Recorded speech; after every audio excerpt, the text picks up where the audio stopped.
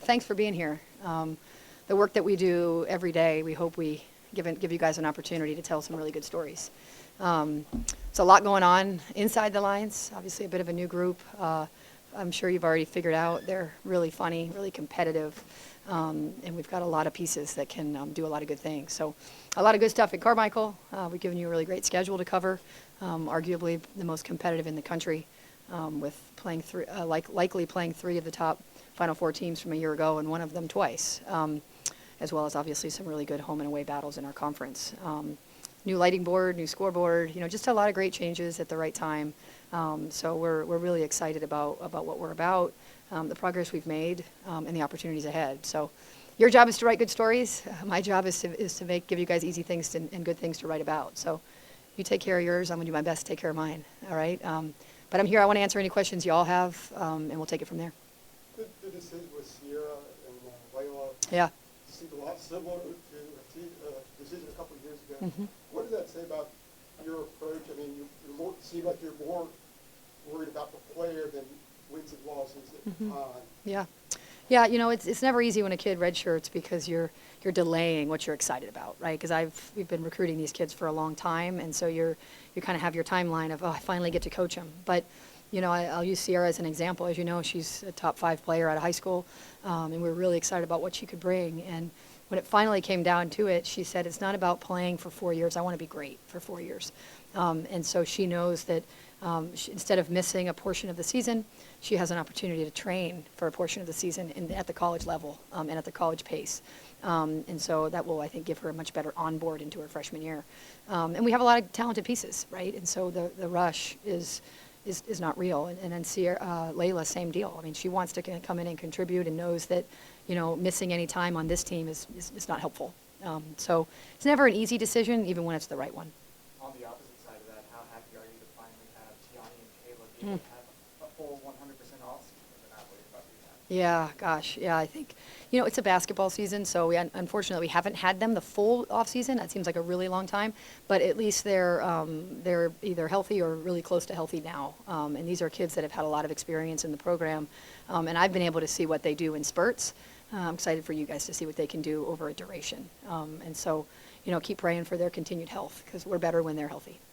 You've had an extended look at this team now with the new additions and their obviously returning players.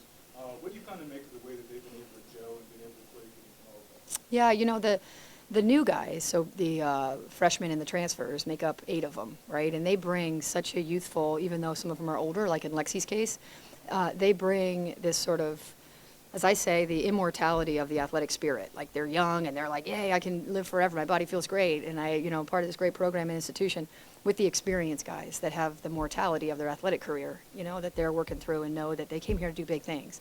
And they've still got some things to do to cross those off the list. So we have a really good blend of experience, new, and then also just an influx of talent. We got more talent at all positions than we had a year ago. And so that the depth of that should help us. What I've been really pleased with is some of the stuff we've done off the court as well as on the court. This team really likes one another. I've done this for a long time, and you try really hard in your recruiting process to make sure that's the case.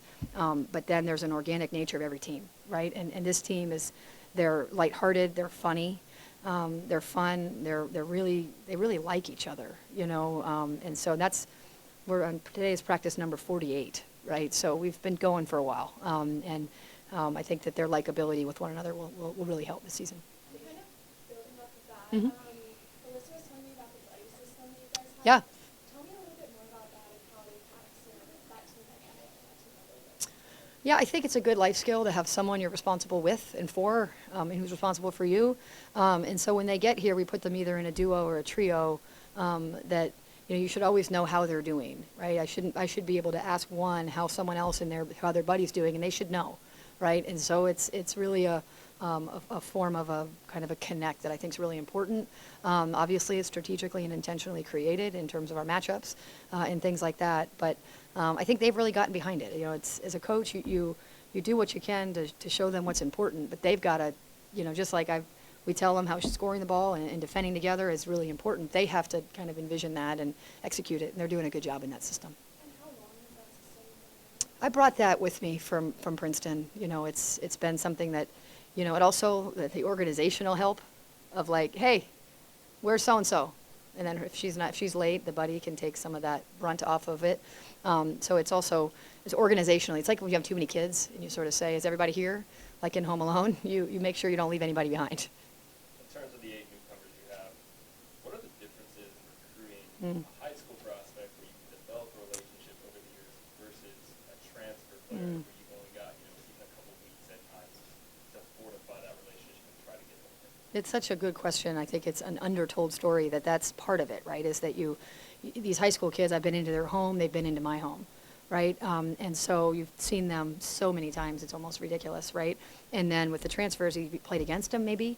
In some cases, both India's and Maria's, I recruited them the first time, right? So I have a pretty good sense for who they are, but then they left, right? And so then you literally break up, and you're like, all right, see you never, right? And then here they are, right? And then Lexi, I didn't know. That's a really neat story too, because very rarely do you get someone in the portal that you never knew, right? Never recruited the first time around.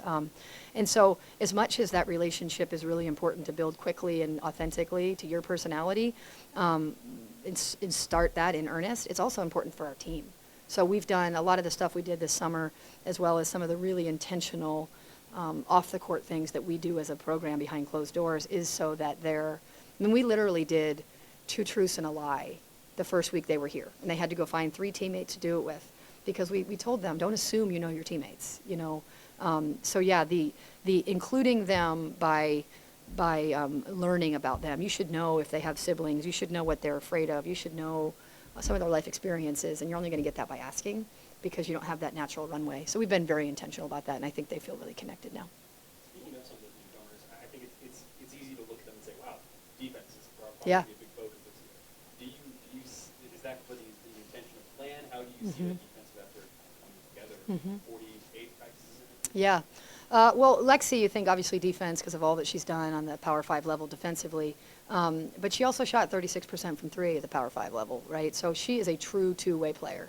She's as impactful on the offensive end for us as she is the defensive end. She's super experienced. She started 95 games in college. So she brings a lot of accountability and tenacity, to both ends. She might actually be faster in a race than Alyssa Usby, and it's really fun to watch them run the floor in that way. And then Maria, same deal. I mean, she's a legit post threat in both sides of the ball. She's a shot blocker. I mean, I probably laugh at least once every day when she blocks somebody, because it's like, whoa, that was nice, right? But then offensively, she's a big, long threat inside too. So as much as they bring a lot defensively, I actually see them as two-way players, right? And then India, same deal. She came from Stanford, where she spent a lot of time just passing into the posts, and we want her to continue to go back to being the aggressive player that she was the last time I recruited her. So I think offensively, you'll just see her continue to grow as she understands there's less handcuffs in that way, offensively. But defensively, the kid can move, she can jump, she can. So I think in all 3 cases in the transfer side, they really did bring both sides of the ball to our team. Mm-hmm. Mm-hmm. So we played them. 2 years ago, if we had beaten South Carolina in the Sweet 16 and they had beaten Creighton, we would have played each other. So you do those scouts, right? And so it was like, she's going to guard Deja. So now we got to play through, and you can't leave her open. And as soon as you guard her, she's going to take the one. I mean, it was like so annoying to have to guard her, right? Have to worry about her. And then last year we played her, and it was so annoying, right? And so she guarded Deja, and she got in foul trouble. So she missed a lot of the third quarter and went on a huge run. So that's kind of what I said when I called her. I said, hey, I'm tired of guarding you, and do you want to revisit the Iowa State game? Because that was a fun game for us to be a part of, and I like it when you're on the bench, et cetera. And so she had a really unique process that she wanted us to send her 5 games. She wanted kind of her top 10 schools to send her 5 games. She loved our style of play, and then on her visit, she watched a summer workout or a spring workout, and she was like, do they always go this hard? And I was like, yeah, that's what we do, And so she felt like in the spring, when people maybe aren't as serious about their craft, the seriousness that we brought. So it was truly like a speed dating recruiting process that happened over, a 2-week period. But I just DM'd her, and I was like, just throw my hat in the ring, call me, and the rest is history. I think it was Instagram. I don't know if I'm swaggy enough to do it on Twitter yet. I don't even know if you can do it, and if we are, I'll have to learn. With the extra depth, do you expect I hope so. How would you get You know, I hope so. You only play 5 at a time, and so, you know, I don't think we want to get, for these top teams in the country, you don't want to play 5-on-5 if you have 10 deep, 11 deep, 12 deep, 13 deep, et cetera. So we want to use them all, you have to tire the other guys out, right? And so I hope so. You know, my mother would like everyone to play every game the exact same amount of minutes as each other, right? I'm sort of more about winning the game, whatever that takes. But if any time that we can use our depth to our advantage, we will plan to do so. And it's not only utilizing the skills and talents of our current team, but it exhausts maybe some of the stars that we're going to see on the other side of the ball. You know, so if some of these people that you know are on our schedule, if they have to deal with a relentless attack on both ends for, you know, the whole game, that makes them less effective. So I hope so. You know, it's just that we need 15 guys that can play at the level I need them to play at. How's a half-court game going to change with so much height? We've got a lot more, we move the ball better. We've got more threats at every position. We shoot the ball better. We've got more ball handlers, got more creators. Really, a lot of ways. We're playing much more open system because we can have multiple. We can play really small and fast. We can play really big and fast. We can play, you know, so we've kind of got a variety of, continuities that are affected by which lineup is in. But we're just deeper, I think, and better at all spots. I know there really isn't an off-season in college sports anymore, but when do you think that you mentally turned the page from last season to this season? Was it the minute after Ohio State ended? Was it first practice? When do you think that happened? I think you're so fatigued at the end of the season. I remember walking off the court after Ohio State and knowing you're that close and all the things. You immediately go to what could we have done differently, all the things. And then you wake up the next day, if you slept at all, and it's like, okay, move along, right? And April is really a challenging month because it becomes a critical part of not only retaining your own team, of the members that want to be there, but the transfer portal and your recruiting 2024s, in that, you know, last year's case. So I think I gained like almost 10 pounds because you're eating out every meal, every day with a different human, you know, so it's like but yeah, April was a hard month, and so you're just constantly, you change pretty quick because now you're focusing on the next year, and it starts with your rostering. Getting back to the depth on this roster, when you look at the composition of this team, there's a good possibility you're going to have, you know, 5 stars and 4 stars coming off the bench. Is this the deepest team that you've ever coached? And if so, was there a moment over the summer that kind of took you back? And you're like, oh wow, this is really talented. Yeah, I mean, as much as we know the transfers, until you see them in your system and how we practice and what we require, watching the growth even of our really good transfers, watching them get better, I was like, oh boy, we could be good, you know, because I kind of already knew what we had coming back. But by far, it's the deepest team, positionally and collection of talent. Because I think the talent does one of two things. If you're surrounded by talent, you either wither and die, otherwise known as transfer, or you rise to it because you know the train's going to move, right? And if you're not on it, it's moving regardless. And so the talent and the likability of this group has really brought in everybody a little bit more closer to where we want to go. So yeah, it is a deeper team. I think. I mean, we played ourselves for 48 days and our scrimmage guys, right? But you know, we certainly have more options, which gives us more chance to be held accountable when you can sort of say, well, someone else will do that. So we'll just, you know, and it's not a drop off. Your flexibility on ball handling. You had all the lead guards who came back from last year. Lexi told me she could take the ball up court, and India said she could take the ball up court. How will you use that ability? Playing a college basketball game without a point guard is really, I'd rather play with anybody else, but a point guard who can like handle the ball and dictate offense, I think, is really important. And so we just want to make sure we have that covered, right? And so part of our system is that doesn't have to always go through a Kayla or a Naya or a Deja or a Paulina right? It can, if you want to play fast, it's got to go whoever's closest, right? So we certainly prioritize combo guards, and really at the pro level, that's what they are now. There's very few true point guards because of the speed and versatility of the game and the other players. So, you know, the combo guard was by design to have so many guys that can handle the ball.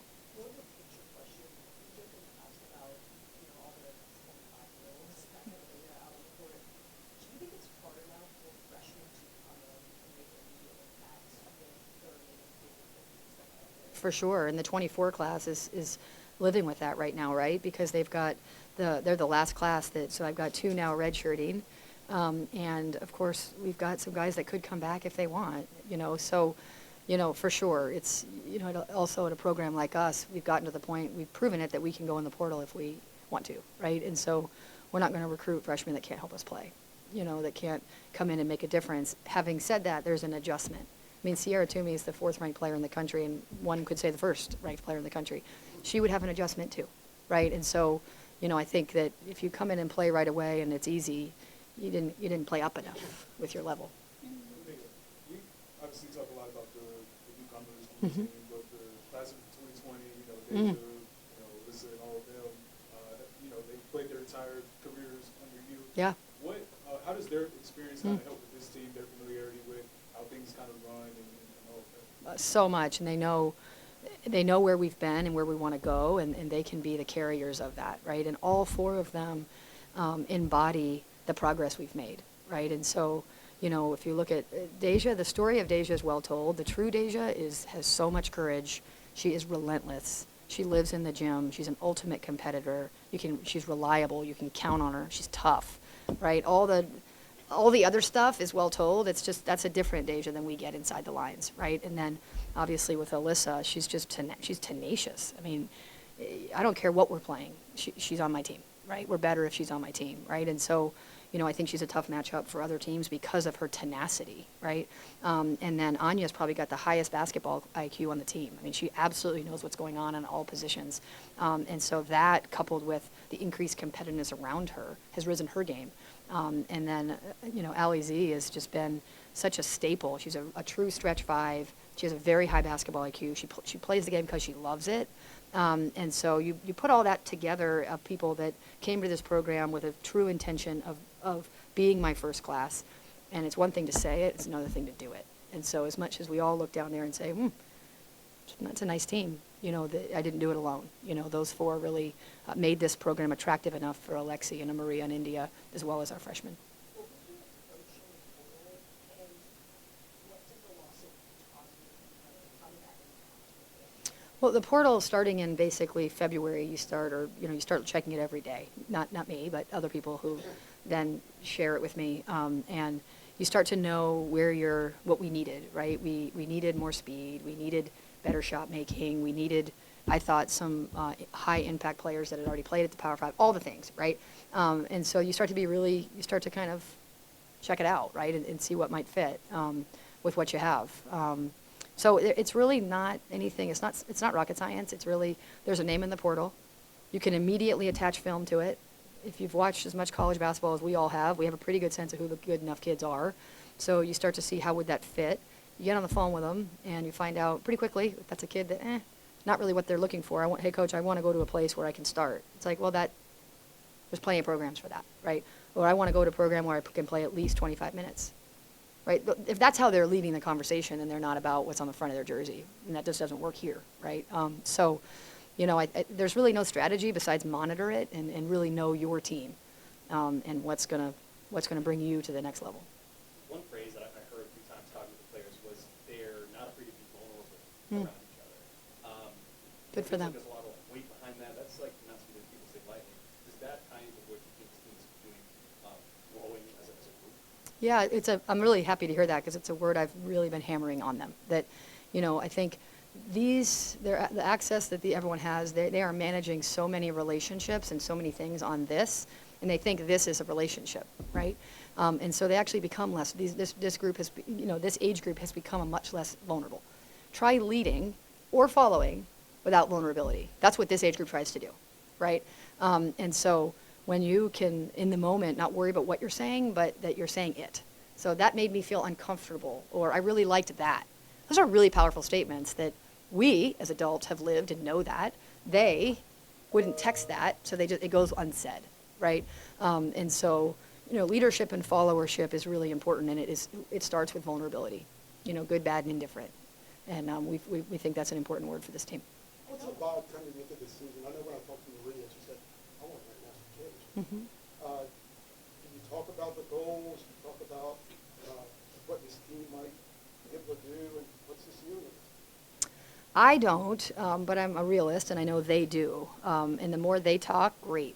The more I get to yell, in practice, right? And so in terms of if that's what you want, this, and this aren't good enough, right? But I also don't want to squash their dreams. You shouldn't come to University of North Carolina if you're afraid to try to win a national championship. So I tell them to have courage, be vulnerable, and work, right? Reps. There's no replacement for discipline or reps in work, in this life, right? So I don't know the ceiling of this team yet. I'll know more as we ebb and flow and grow. I love our schedule because we'll have a lot of opportunities to do that. But I don't know yet. I think it always comes down to how your group rolls through it. How do they ride it, right? And some luck and timing are involved as well for part of that too, and who's healthy when, and all that good stuff. So I don't know the ceiling. I really worked hard for the roster that's here, and I'm really happy it's here. So some coaches I know put a picture of the venue for the Final Four, the dressing room, do things, but that's just not your philosophy. Yeah, I think it's the great thing of coaching is that you have to do it to your personality. If you ask our guys, they would probably all tell you I'm very process driven. Like there is a process, right? And there is work, there is accountability, there's just a process to do anything, right? And so we don't need all the gimmicks and all of that. I don't, right? I need that if you want to be a top 5 draft pick, if you want to be a first round draft pick, if you want to be a Final Four potential, if you want to be, then there are things that have to happen, right? You have to grow day to day. You have to get better week to week. You have to put the time in. You have to, and so yeah, I barely know where the Final Four is. I hear it's Cleveland because I'm also the president of WBCA, and I wouldn't probably have gone to Cleveland if I didn't have to. But now I'll be going hopefully for both reasons. But yeah, no, it's October. I'm not going to worry too much about what happens in April. Sports Extra. Yeah. I Hey. know that you brought Lexi onto your staff and that you got to recruit her to Princeton and got to coach her there. So what does it mean to you and what is it like to now get to work alongside her? Oh, it's so great. So Lexi, I recruited and then coached for a year. And when you have to walk in a locker room and tell them you're leaving, it's terrible because she had asked me on her home visit if I was staying. And I thought I was. And so, and then what happens is when you leave, even though I was her former coach, you can't have any contact with them. You can't use like a prior relationship because that's tampering. So I said goodbye. I moved here the next day and I never went back, right? And so when she put herself in the portal or when she was graduating and all the things, she's like, Coach, I really want to look at going to grad school at Carolina so I can come onto your staff. And that sort of started it. And she's got a really good basketball mind. She's done a lot already. She's live coding in our practices. She's helping with the post-practice sorters. I think she's got a bright future in this business and what a great place to learn it. Because my standards are very high, and the university is a great place to learn because it's really supportive here. So really happy for her, and of course having Jalen and Liz, who I coached as well. I feel like I can almost guarantee you a job, I guess, if you come play for me. Seems to be. Yeah, I actually just saw it a couple days ago too. I'm not sure. That was probably them. It's clearly not me because I would have done something a little nicer than like a box from like the trash that they used or something. But I think it says Final Four loading. Is that what it says? Does it say Cleveland? Or I don't know what it says. Something like that, yeah. So I think it's something about you don't come into the locker room if you're not thinking like this and living like this. So again, they're just giving me whiteboard material, right? Because if that's what you're saying, then when you start to get a little finicky about playing time, let's talk about this is what you said you wanted, right? So they're just giving me opportunities to coach them is what I look at it like. And if they do want that, right, the schedule is rolling after Ooh. it's a lot. Ooh. Are you really happy to see that? What are your thoughts when you look at just the challenges there? Yeah, it's so many. I mean, we have a chance to have Iowa and South Carolina back to back. That's with I think a game in between or two maybe, and before UConn. So, but the back-to-back 2 Final Four teams is a lot. And then of course even that tournament, Vermont brought everybody back from a tournament team a year ago, right? And Kansas State brought their 6'6" post back, who was a top 10 draft pick from a year. She wasn't on the team last year. She was out last year. So, there's just a challenge every opportunity. And, when you have a really good team, that's what you want. So I wouldn't be so happy if my schedule was as good as it was and my team wasn't as good as it was, right? And so we'll learn a lot about our team. I've learned here more than anywhere, obviously more than at Princeton, that what actually matters is how well your team is playing in March. And so we've just got to use these opportunities to find out what we're actually really good at and where our weaknesses are. And I just believe this team will put the time in to make sure the weaknesses in November and December are not their weaknesses in February and March. When you look around at the game, like from team number 1 to team 350 or whatever, do you feel like the talent across the board is as high as we've seen in your years?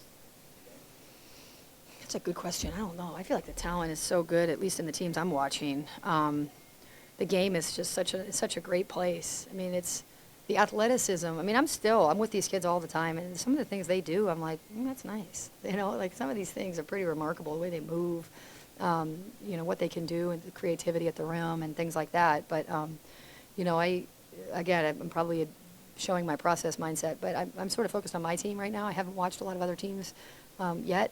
But the game is really, I mean, I watch obviously the WNBA, and I don't know, if you don't like the WNBA, you're not watching it. You know, it's really, the level of basketball right now being played by women is pretty good. Can you talk about the importance of your off-the-court bonding? What kind of activities do you guys do together? Oh, Lord, these guys compete all the time. We played, what's it called, like Hollywood Games of Games, or whatever that's called, and then we also play, like Minute to Win It, Family Feud, pickleball, whitewater rafting. I mean, these guys are always competing, you know, pig after practice, you know, TikTok dance-offs, I mean, you name it. So we kind of do it all. This group really likes one another. So, you know, they go to the football games, or they go to the soccer games, or the field hockey games together, and I'm sure they're competing on who can get in first and who has the better seat and all the things.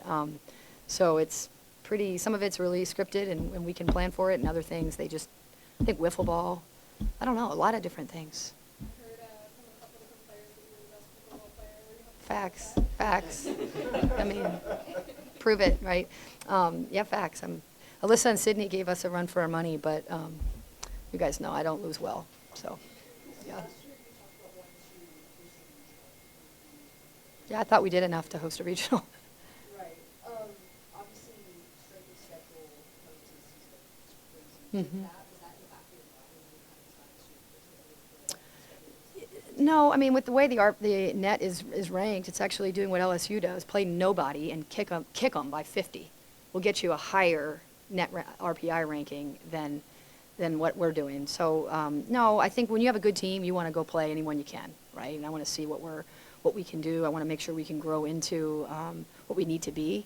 And if, you know, our strength of schedule was better than Tennessee's, and our record against top 25 was better, and they hosted. So I don't get to be in that room making those decisions, so I just can't worry about it. But what I don't want to have is work this hard to get a great team and then don't play anybody, right? Because then those are teams I can win. I'd rather work less hard then and beat them anyway, right? And so, you know, that came to be knowing we were going to be pretty good. Wanted to make sure we get to have a lot of chances against pretty good. Yeah. God, getting old. In your fifth year, can you speak to kind of the culture that you've been creating within this community? And Yeah. there's different people in this room that work this kind No. of just kind of culture and what you're doing. Yeah, it's part of the reason I came here. I believed in this place, right? I believed in my ability to be amongst, right? And the only thing I know to do is to work. And so it's funny, I got my hair cut the other day, and I opened the window on the way into the house, and my daughter goes, "Ooh, Mom, you got your hair cut?" And I said, "Yeah, and I got it colored too." And she says, "Oh, I like it gray." I was like, that's not nice. And she really meant it. Like, "Oh, you got gray. It's so nice." And I thought, gosh, that's how hard I've worked really over the last 4 years. No, but like I said, I came here with a purpose, and I wanted to be able to be amongst and to play in that game, right? And there's a lot of gray hairs and a lot of sleepless nights and some self-doubt and some frustration, all webbed into where we are, right? And there was no other way. It's like I tell all our guys, there's just no other way. Like, failure is just never an option. So we just got to keep going. But I'm really proud of the product that's out there, right? And like I said, I don't know how good we are. I don't know exactly how all the chips are going to fall, but you'll like watching these guys play basketball. That I can guarantee you. And I really love our roster, right? Which is kind of what it comes down to. But our staff is excellent. The way we carry ourselves, the support that the community has given us. It's a lot of hard work, and I'm really happy that these guys are where they are now. Back in July, we talked about how Lexi might have more freedom than she did at Iowa State. She talked about it a little bit.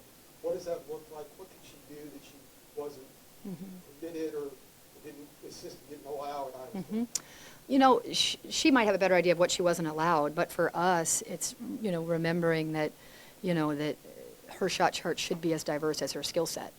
right? We talk about that a lot. You know, if you're not just a stretch shooter, you're not just a driver and finisher at the rim, you're not just a defender, your game has commas, right? And so therefore the stat sheet should have commas, and the stat sheet that's connected to your video, which is your shot chart and your impact, needs to be comma too, right? And so sometimes she's trying to fit in, and she's come a long way, because she spent the first couple weeks trying to fit in, and I was just all over her, right? And she's gotten a lot more aggressive and, you know, having much more of a presence on a defensive end. Instead of like letting people figure it out, she's pretty adamant about the way we defend here now. So she gets better and better, and I think she's being pushed. I think she's really happy. She loves the level of competition, you know, because she's playing against good players every day, you know, and so she brings that, like, this is what we want, guys. We want good players, you know, mentality. She's been a great ad. Oh, Lord. COVID. Transfer portal, all the buzzwords. Just want to ask, Whew. what has been the biggest change you've seen just in college basketball since? I think the transfer portal, you know, the roster management that comes from that, the dig your heels in and go walk a journey with somebody. Some don't want to walk it back; they want to walk it differently, you know. And so that's probably been the thing that you spend time worrying about losing kids, and then you finally get old enough, like me, and have gray hair, and realize that it's not about making people happy; it's about making people better. And some kids, while you make them better, they still want different, you know, or they want more, or whatever we can say there. Some kids, you make them better, and they love you forever, right? So my job here is to make kids better, right? And then find a way to win games along the way. And some are gonna stay, some are gonna go. We're gonna get ads, and I would be irresponsible not to monitor the portal, nor to recruit my butt off with younger guys. So I will continue to do both of those things. But the theme is I'm just going to get you better here, and worry about the rest will take care of itself. Over the offseason, you had a few players with some Team USA experience. Mm-hmm. Deja's on, FIBA, and then Lexi and Alyssa do the 3-on-3. Mm-hmm. Well, how have you kind of seen them come back different with that kind of pro Mm-hmm. type of experience? Yeah, especially, so Alyssa was invited to the 5-on-5 FIBA team. So we would have had 2 on the team, but she was nursing an injury, and wasn't the right decision for her to go. And so for her, even though she didn't play in it, she was like, Coach, can you believe they asked me? It's like, yeah, you're one of the very best players in the country, babe. You know, like, for her, it was like the validation that it's not just Coach who thinks I'm so great, right? So I think the confidence that came from that, even though she didn't play, that you don't get invited to that because they like you, right? And then, you know, Deja, I think it gave her an appreciation for the basketball IQ of some of her teammates here, right? And it gave her appreciation. Whenever you step away and try something else, it either brings you closer or further from where you are, and it brought her closer to where she is here. And then Lexi, so Lexi graduated. She was too close to graduation to transfer here as an undergrad. We didn't know that, so of course we were like, yeah, you should come. And she's like, I'll come. And then it was like, well, she can't get in unless she's a graduate transfer. So she took 18 summer credits to graduate from Iowa State this summer, while also starting our business school. And so I really give her a lot of credit for what she endured this summer to make herself eligible to be a Tar Heel. But because she was a grad transfer, she wasn't really allowed to train, because you have to be graduated then if you're a grad transfer, and she didn't graduate until August. But if you're on US, you're considered an elite athlete. So she had to go to US with, while taking classes in between games, so that she could get elite status, so she could practice with our team. I mean, it was really, her summer was remarkable. But anytime you have experience at a high level outside of our team, it either brings you closer or further. And we got it pretty good here, so it brings people a lot closer to us. Real quick off of that, when did Lexi begin to be allowed to train?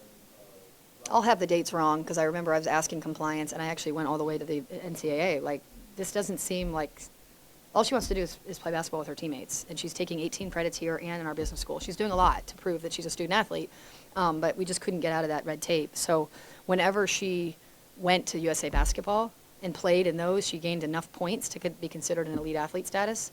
So it's someone can get that information, probably Dana. I don't know exactly. All the days for coaches are like the same. So it's like Groundhog Day. It's like, it's a little nice out. It's getting a little chilly. It must be late October, Looking around at the other games on your non-conference schedule, Mhm. a lot of in-state teams. Yeah. Long, Gardner, Webb, Davidson. Was that intentional by you to schedule teams from North Carolina to play? Mm-hmm. Yeah, well, obviously, anytime we can bring Charlotte Smith back, I know most of the fans are rooting for her over me, which is great. That's great. So am I, outside of her team. But we love bringing Charlotte back when we can. Her team plays a great style of basketball, and who doesn't have stars in their eyes for Charlotte Smith, right? So that's kind of a gift to the university that we get to have a great amongst us, right here. And then Davidson, they're playing us, Duke and Wake, when we can have and they're a good mid-major team, they'll finish in the top 4 or 5, I think, that next year in the A10. So that's a good non-conference game for us. That's to have here. And then Greensboro, again, that's another Carolina alum that we can sometimes you subsidize their budget a little bit too. But yeah, when we can have some in-state rivalries or in-state teams here and get to be a part of what we're doing here, I know they're rooting for us when we're in ACC play, so we'd love to support them in any way we can. I know this the school's opinion of adding 3 teams Yeah. to the ACC. What is your opinion overall and its impact on the league as a women's basketball conference? I think as humans we're so change resistant. And I'm not. So I don't know if I have an opinion, right? It's 3 more teams, so I guess that means the home and homes with kind of our neighboring teams won't happen as much. I don't know because I've not seen a schedule, but I'm guessing by adding 3 teams, maybe we would only play a Duke twice and everybody else once, I think. I don't know. But as I say, you have to beat them all anyway at some point. Wherever they're from, whoever they are, I have to beat them. So you have to give me more teams and more scouts and more opportunities. And does it give Dallas is, I think, a good market in our recruiting base. And obviously what Stanford has done in basketball is exciting. So, I don't want to be unpopular either way. I don't know how it'll play out, So I don't have much of an opinion about it. Welcome aboard, and I hope we charter that flight. Close to wrapping up. Is there anybody who hasn't gotten in their question yet? We need to Yeah, answer the so question. Deja and Kelly mentioned that Maria is kind of dismissing cases Mm. we have. How much do you kind of hold that sentiment, and how do you see her taking a go on this? She's so good and so funny. So she is so awesome. I mean, she's got a lot to offer as a basketball player, but also she's just adored. Everyone on the team loves her. Me too. I'm like the president of the Maria fan club, but I got a lot of people fighting me for that. But yeah, she's a great shot blocker. She's really long. She's got a good finisher and around the rim. I think one of the good young bigs last year in the country. And she's only gotten better, because she's around really good players who give her more space. But yeah, I think her length and the way she moves has been really helpful to our team. We need to wrap up and get Coach Banghart down to practice. Anybody have Real quick, one? you kind of touched on the schedule, but you don't have any repeat opponents this year. How do you kind of build a schedule almost from scratch? Obviously, you had the SEC challenge coming up, and then the Jumpman, you knew you were going to have a new opponent. Mm-hmm. Yeah, because we don't have a lot of home and homes, that kind of happens year to year, which is a bummer. So I almost think it happens every year, because you don't have a lot of home and homes. You either, because of so many neutral site aways, or, the SEC Challenge, now a bigger ACC schedule, plus the Jordan Brand Classic, plus your Thanksgiving tournament to get neutral games. There's just not a lot of time in the schedule left for home and homes because you want to play home games when you can. And so, I think that happens just about every year, which is fine because our team's totally different as well. Does that answer your question? And then following up on that real quick, when you have those Thanksgiving tournaments, you don't know who your second or third opponent's going to be. Yeah. How do you kind of build a schedule? Because people obviously have that probable/hypothetical Iowa matchup circle. Yeah.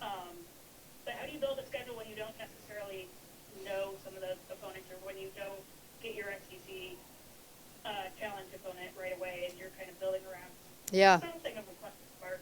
We knew the SEC Challenge, given the power of our brand, was going to be one of the top 4 teams. I think that's just TV dictates that. So my guess is, for as long as we're all alive, we'll be playing one of the top 4 teams in the SEC Challenge. So that one's taken care of.